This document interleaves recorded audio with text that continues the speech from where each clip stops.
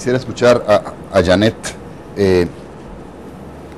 el siguiente cuestionamiento. ¿Qué tanto piensas tú que incide la interpretación que hacen los encuestadores en la opinión de la gente, en primer lugar? Y también quiero preguntarte qué piensas tú sobre la capacidad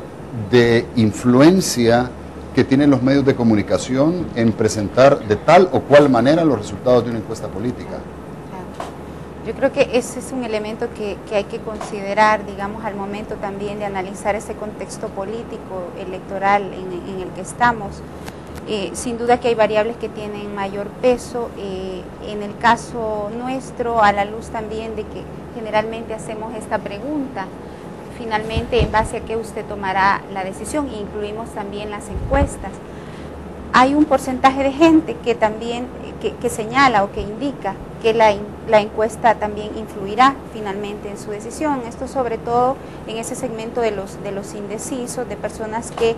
tienen, digamos, todavía muchas dudas acerca de su mejor opción electoral, y en donde probablemente, digamos, la carrera de caballos o cómo se vislumbran los resultados pueda terminar definiendo en la medida en que, digamos, la gente va a optar por adherirse al virtual ganador. Entonces, digamos que tienen un peso en un segmento de la población, pero no en un segmento mayoritario. Eso, digamos, por un lado. Pero lo que sí a mí me parece que tiene un peso importante en términos de generar expectativas, en términos de generar opinión pública, posicionamientos, análisis sobre la realidad política, son los medios de comunicación, que en este país han mostrado tener mucho poder en el pasado para, de alguna manera, digamos, generar una valoración política de la gente respecto a tal o cual candidato, respecto a tal o cual partido. Y ahí justamente yo iba a señalar que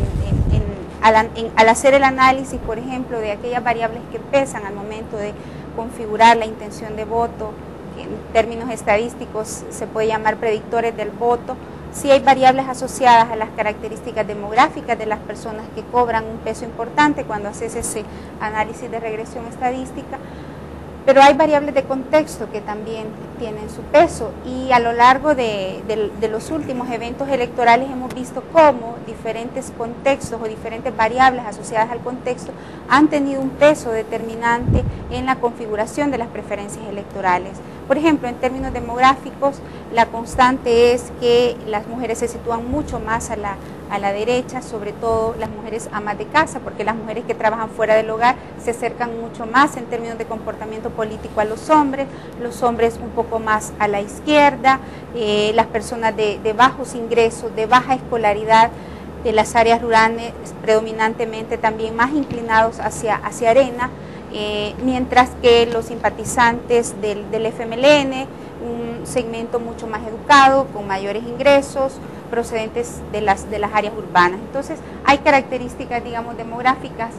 que se han comportado más o menos relativamente constante a lo largo de las últimas elecciones, pero hay otras variables que tienen que ver, como decía, con el contexto, con la realidad política, y en este caso, a diferencia de la elección del 2004, donde el tema de seguridad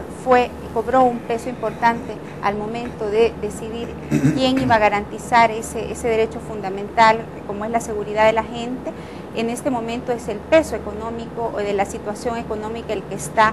cobrando mayor importancia en términos de variables de contexto para configurar un comportamiento electoral determinado. Y en ese sentido, digamos, Arena está en una severa desventaja, a diferencia de el manejo, la manipulación que hizo del tema de la seguridad con los planes antipandillas. En este momento, digamos, tiene un escenario mucho más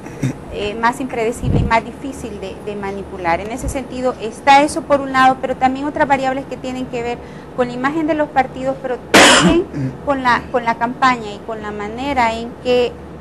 algunos discursos, algunas ideas, algunas valoraciones se posicionan en un contexto de pre-campaña o de campaña electoral. Y en este momento, en el análisis, por ejemplo, que nosotros vemos nuevamente, vemos que el tema de la imagen de los partidos tiene un peso importante al momento de decidir su preferencia partidaria y por quién va a votar. Y ahí obviamente el FMLN ha ganado terreno, pero vemos que en la última encuesta, digamos, hay un cierto estancamiento de algunas variables asociadas directamente a la imagen, no solo si aquella pregunta de si su imagen ha mejorado o empeorado en el último año o en los últimos meses, sino hay otras variables que tienen que ver en cómo la gente los percibe. Y ciertamente en casi todos los indicadores electorales, el FMLN aventaja sustancialmente a Arena. Vemos que hay algunas variables que tienen que ver con el manejo mediático, digamos que se ha hecho de algunos temas como la relación del FMLN con Venezuela y en concreto con Hugo Chávez, que son elementos que se están retomando muy fuertemente para el desarrollo de la campaña sucia, de la campaña gris que vemos en este momento totalmente desplegada por parte del Partido Arena sobre todo. Sí tiene influencia en un segmento de la población, sobre todo en ese segmento más vulnerable, en ese segmento indeciso, que generalmente son personas menos educadas, con menos capacidad crítica, con menos recursos informativos para analizar si la información que se le está presentando tiene una base objetiva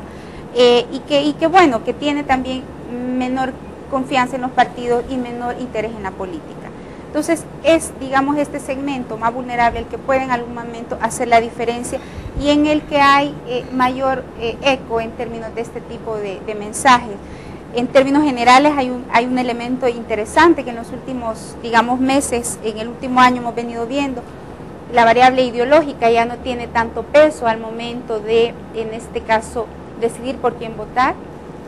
Y eso es un cambio fundamental en términos del comportamiento político de la gente, porque ya no es si estoy en la izquierda o en la derecha, es decir, de lo que hemos analizado, hay mucha gente que está ubicada a la derecha del espectro político, pero que dice o declara que va a votar por el FMLN o se ubica al centro. Entonces es un poco, digamos, el peso de la realidad fáctica, de la realidad dura e irrebatible que la gente está viviendo día a día, que no tiene que comer, que no tiene para pagar el bus, que tiene que reducir su dieta alimenticia, pero por otra parte también esos mensajes y sobre todo, digamos,